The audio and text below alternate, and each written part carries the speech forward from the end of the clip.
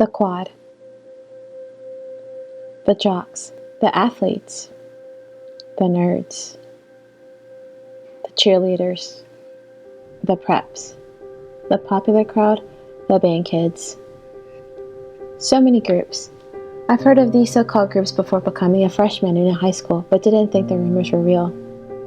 I mean, can people really not want to associate with you if you look, dress, and talk differently? I was in for a very rude awakening. Stepping into the quad as a freshman was the scariest thing I have ever done. The quad was the area where students could hang out before the bell rang and after school. This was the area where everyone hanged out and the place where the cliques were most noticeable. The rumors were real. On one side, by the vending machines, you had your jocks and athletes wearing their Leatherman's jackets. The band kids were always hanging out by the band alley, which was also conveniently next to the band room. The nerds were usually outside by the stairs trying to get ahead on the assignments and projects. Each group had their spot in the quad and where they always hanged out.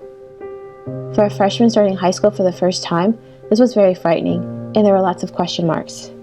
Would I try my best to fit into a crowd and try to get people to like me, or would I just be myself and allow friendships to naturally form that way? Lots of questions. It wasn't until my sophomore year that something inside of me clicked. I realized that I wanted to associate myself with everyone and be friends with all types of different people, so I became a floater. A floater is someone who floats around different groups. I was determined to steer clear from being part of only one group. I joined band my freshman year and also became involved in various clubs like National Honor Society and Beta Club. Later in high school, I became part of the soccer and cross-country teams. I learned and realized that people have a choice to follow the crowd, and people also have a choice to be different, and that is not always a bad thing.